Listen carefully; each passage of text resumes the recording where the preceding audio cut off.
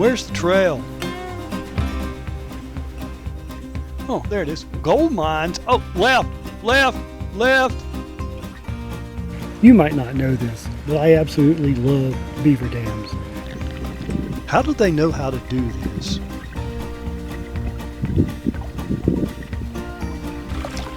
Absolutely amazing. This little tree is really happy to see me. There's a nice hillside. I climbed that once before. I won't be doing it today. I lied. I did climb it. Many people have complained about this trail, which is almost non-existent to the naked eye, I guess. They don't know how to navigate in the woods without a sign telling them where to go. I mean, clearly, that's a trail, and that's a trail. And can I cross here? I think so. Why do I have to have a sign to tell me that?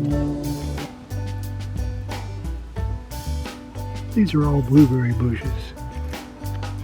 I doubt they'll have blueberries. They're just too little. But I'll come back and check. So what kind of tree is this? I believe it's wild cherry. Some time back, I would have just ran across this log with no problem. I have a bit of a history with crossing logs. When I was around 5,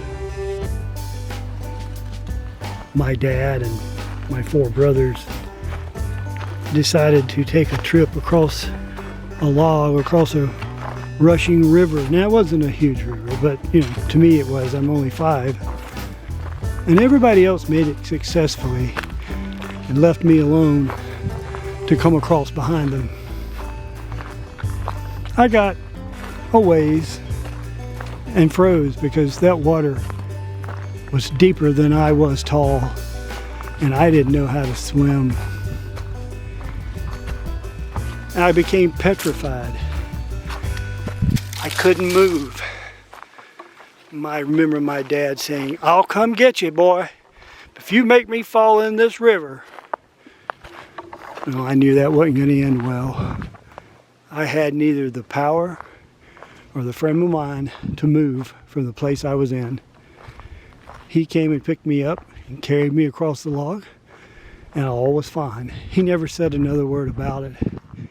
But I knew he had cause for pause because I froze on that log.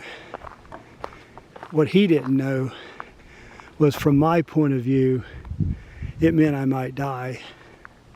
I had never seen anything so treacherous in my life as that log with water rushing under it, over my head. It depends on your point of view, I suppose. Ah, thank you, Mr. Turtle. It's a pond slider. Yep, safe in the water.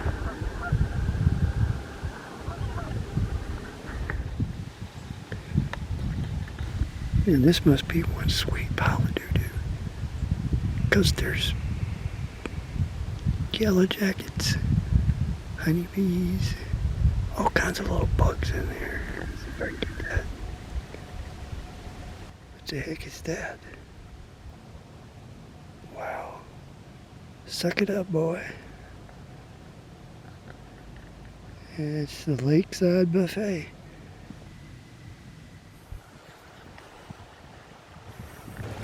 This looks like a good place to take a break. Nope. You hear it? There he is. My brute's working.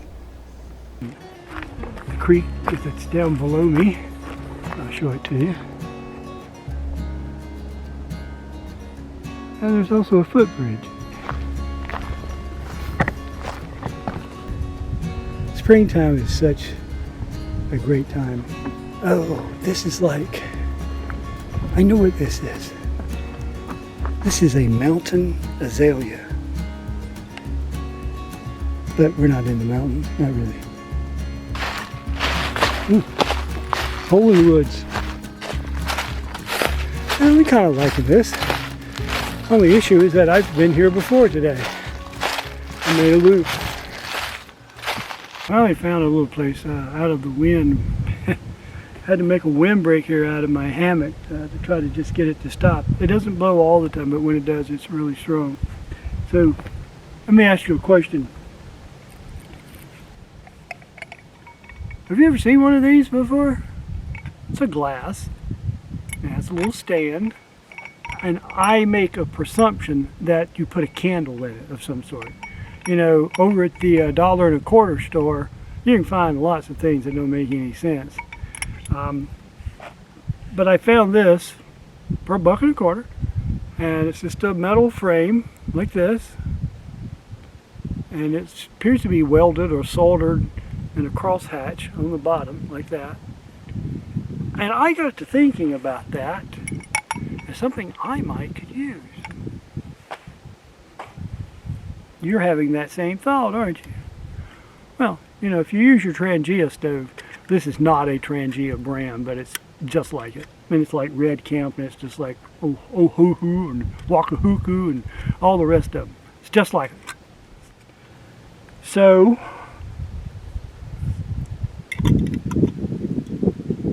now it didn't fit originally.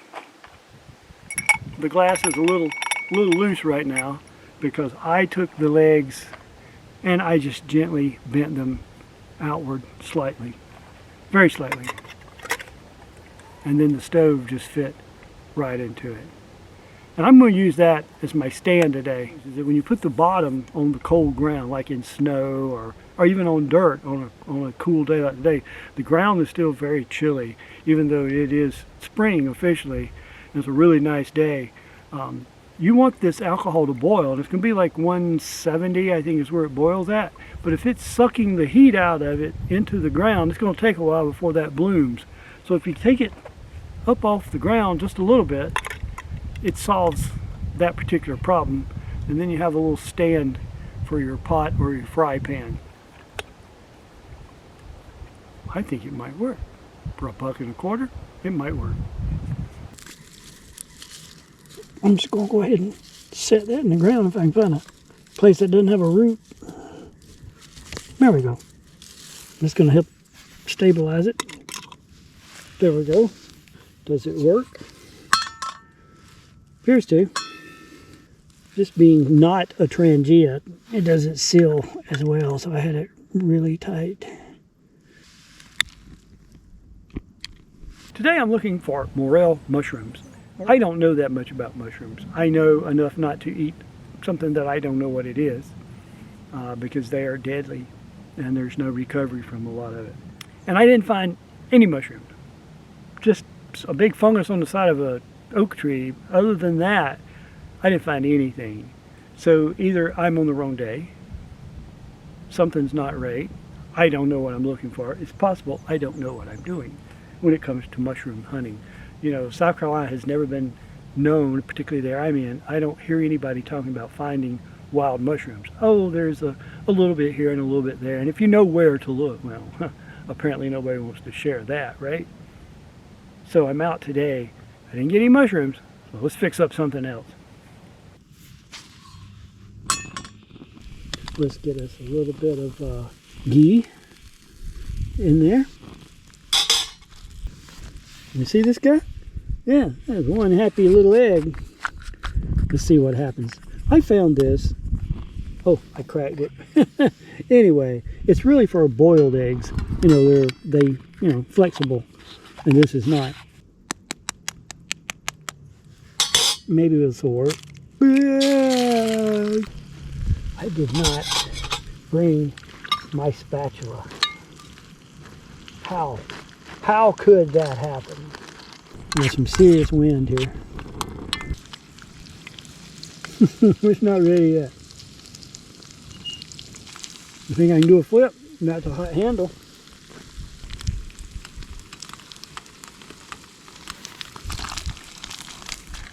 Uh-oh.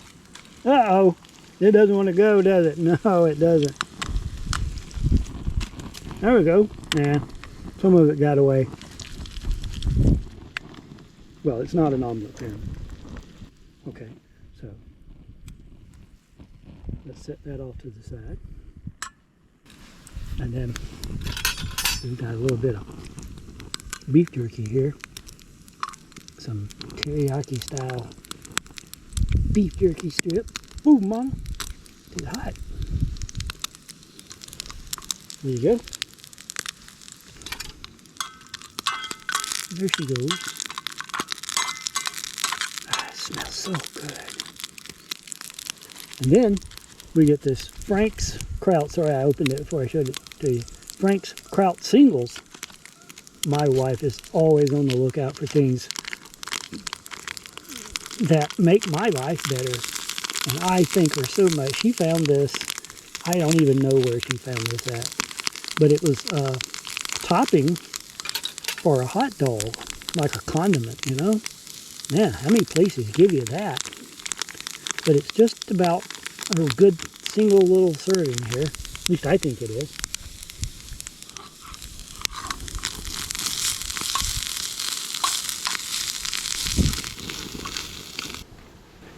And it could use a little spot of ghee. Alright, get back on that. Look at that wind. It's blowing. Man, without this windbreak, I'd be in so much trouble. So I've got sauerkraut with teriyaki beef jerky torn up in it. I got some ghee cooking in there. I've got my egg already ready to go off to the side. Only one more thing I think it's gonna need. Put this in here. Oh, ho, ho, ho, ho, ho, ho. Now, let's get that going.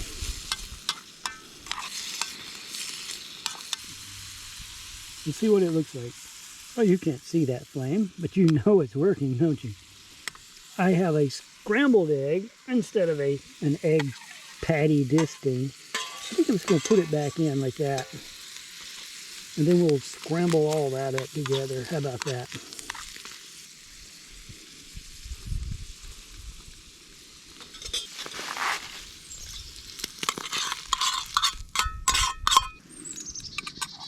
There you go.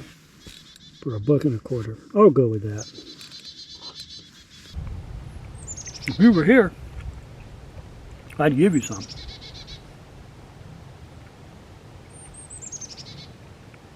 I would. Wait a minute, I'm missing something. What am I missing? I don't have anything to drink. I think I'm wrapped up there. You know, of all the things in life that I enjoy, it's a good piece of bubble gum. After I eat, sometimes that's just going to be my kind of like a dessert. I'll just have a piece of bubble gum. And a while back, my daughter gifted me some Bazooka bubblegum flavored soda.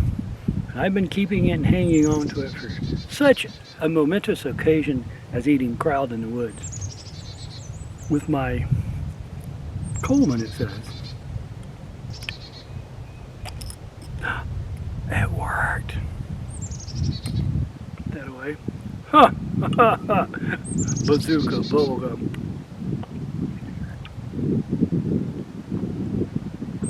Dang if it ain't.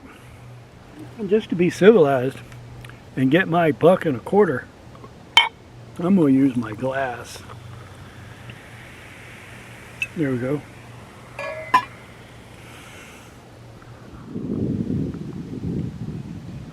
Dang it, that isn't good. If you like bubblegum. Thank you, daughter. That feels better. I still need a cup of coffee.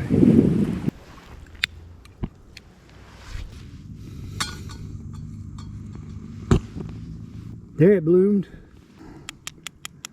What do you think? You think that's about a teaspoon? It'll have to do.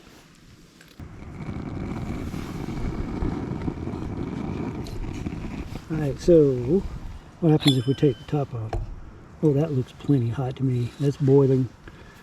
Just not rolling. See, that's hot enough. And we got some little bubbles down in the stove, so it is boiling. That's why I said if it's against the ground, it's going to make it even harder for it to boil. So let's just put a little bit of that out right there. I'm not taking a sip of that. That'll burn your lips off.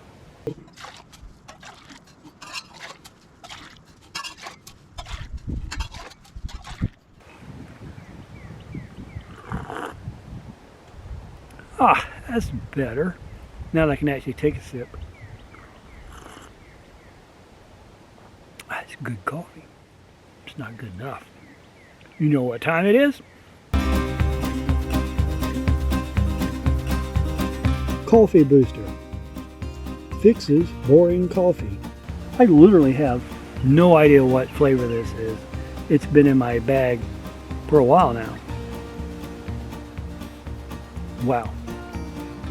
That tastes like apple pie moonshine. That's what that tastes like. I'm pretty sure that's what it is. Oh, there's a glugger in there.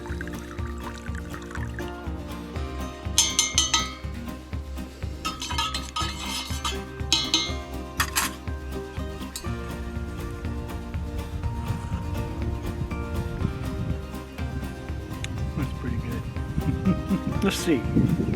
I had Bazooka bubblegum soda. I had sauerkraut and teriyaki beef jerky with a scrambled egg in it, cooked in ghee, and a cup of coffee with some apple pie moonshine coffee booster in it. I'd say that's a rather successful moment in life. Thank you for hanging out with me today. Hope you enjoyed that little romp through the springtime forest and looking for some morels, which we didn't find, but we'll just keep looking anyway. It's so much fun being out here. And join me next time in Mike's Wild World. Thank you.